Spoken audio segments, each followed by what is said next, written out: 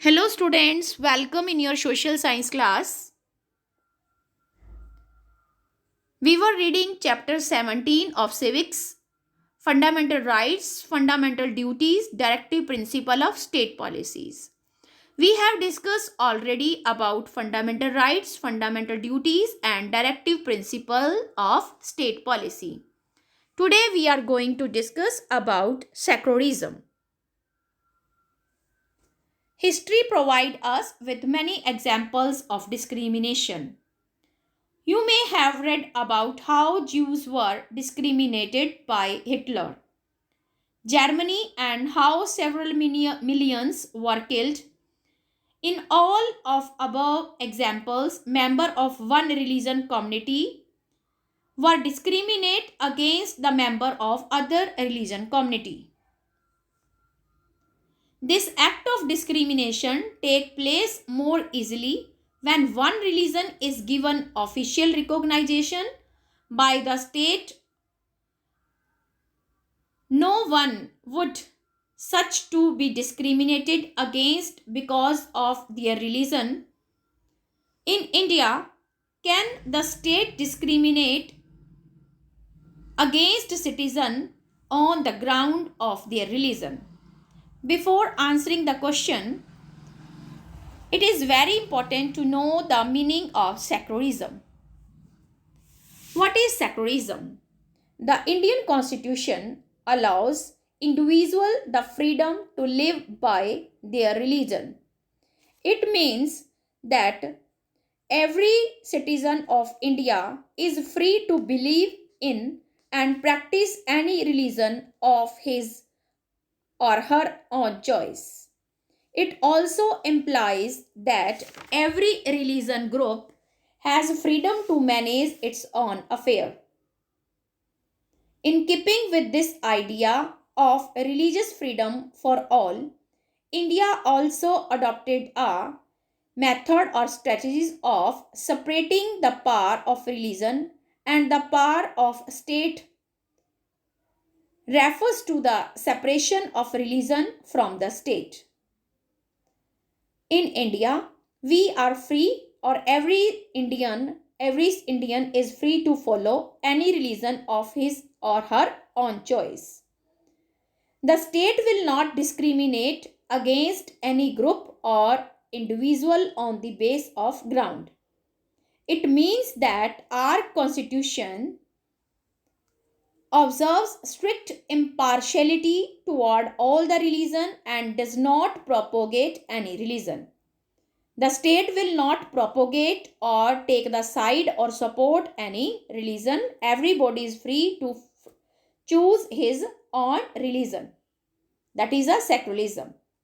The most important aspect of secularism is its separation from the of religion from the state power.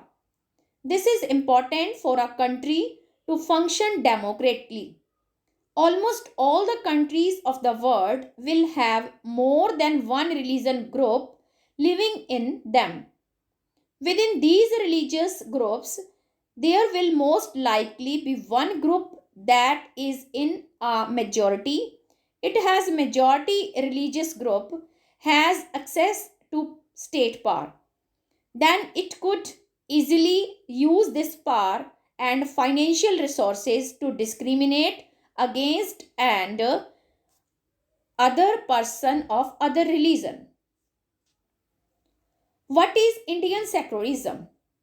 The Indian constitution mandate that the Indian state be secular. According to constitution, only a secular state can realize its objective to ensure the following. First point, that one religious community does not dominate other. Second, some members don't dominate other members of the same religious community. Third, that the state does not enforce any particular religion nor take away the religious freedom of the individual.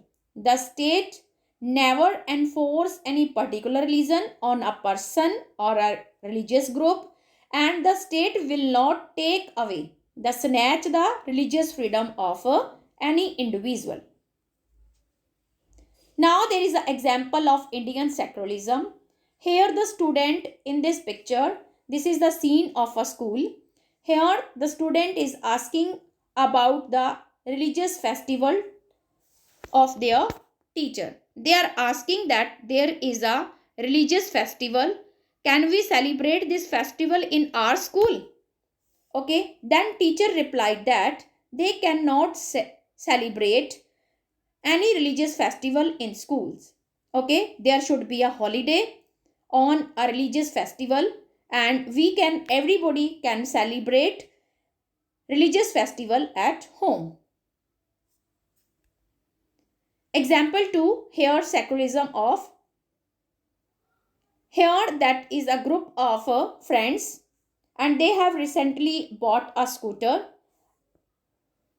Once that is asking about, hello, I hope you have a helmet, and you know that the Delhi law, okay, you must wear the helmet. Why are you not wearing a helmet? Do you want to be fined? And the person who is wearing a turban answering here, don't worry, I will not be fined. Hi Paramjeet, why wouldn't you be fined? Paramjeet is here that wearing a pagdi or turban. He is saying that for Sikh, wearing of turban is a important part of their religion. So government exempt them helmet. They can wear pagdi at the place of helmet to respect their sentiments. Clear? Review of the both example 1 and 2. The celebration of religious festival within the school would have been a violation of constitutional policy of treating all the religion equal. It will show the partial attitude of the government. Government schools cannot promote any one religion either in their morning prayers or religious celebration or through religious celebration. This rule does not apply to private school. It means no school can celebrate religious festival. Second, Paramjeet, the Sikh youth does not have to wear a helmet.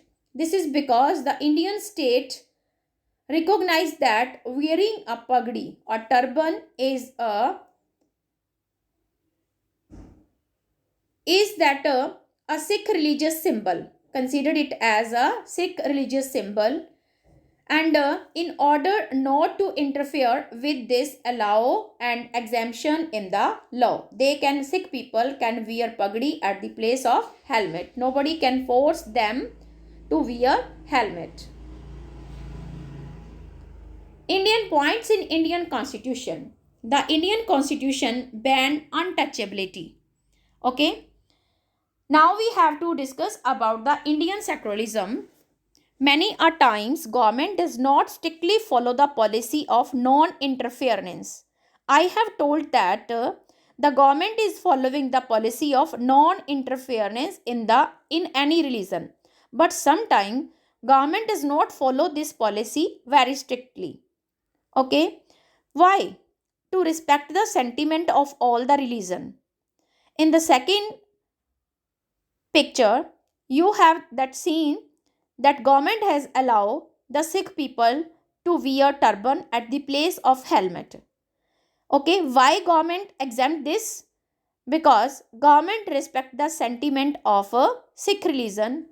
Turban is considered as a Sikh religious symbol. So government sometime makes certain exemptions for a particular community. For example, the wearing and carrying of kirpan is included in Sikh religion. So they are allowed to keep a kirpan with them as a religious symbol.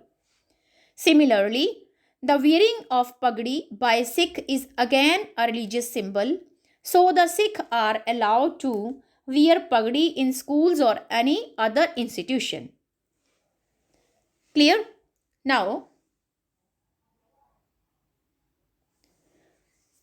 the intervention of state in religious and social practice of a particular religion may be aimed at predicting certain evils, social evils. Government can also interfere in the religion, okay, to predict certain social evils, to end the social evils that in present in a particular religion, which are the stigma in the name of present civilization, okay, present civilized society. Sometimes in a religion there are some social evils are there. To eradicate, to erase or to finish, okay, to abolish such type of social evils, government can interfere in religion. For example, the practice of untouchability by the so called upper caste toward the low caste, okay, has been abolished because it is based on discrimination and violated the fundamental right. Similarly, the personal law based on religion can be also amended through the state if they go against the principle of liberty, equality and justice. For example, right of inheritance in some community has been amended.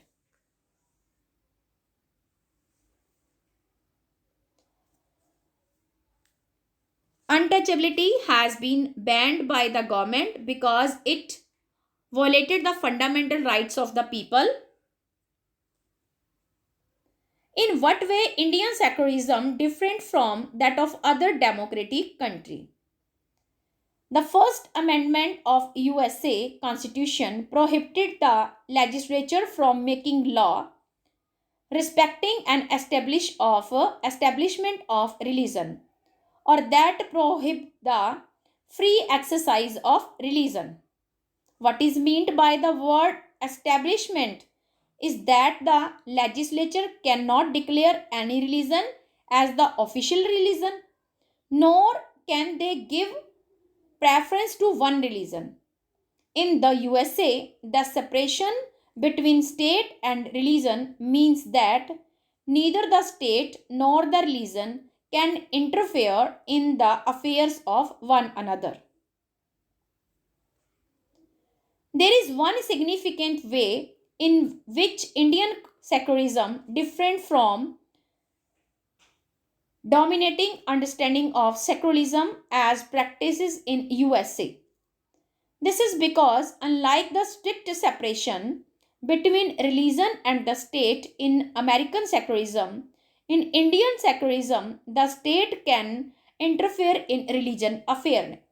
Okay, as I have told, when a state government can interfere in a religion, when there is a social evil in a particular religion, government can interfere to redact that such type of social evils like untouchability, okay, abolish of untouchability.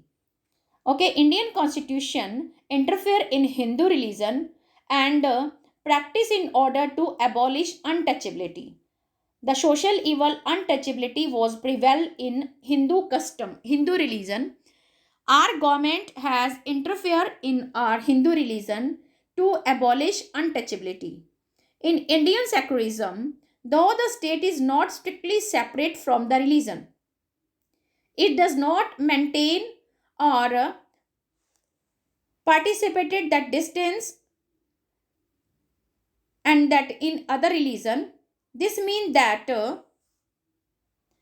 any interfere in the religion by the state has to be based on an ideals laid out in the constitution. These ideals serve as a standard through which we can judge whether the state is or not behaving according to the secularism principle. Here is the event You must read this event and listen very carefully.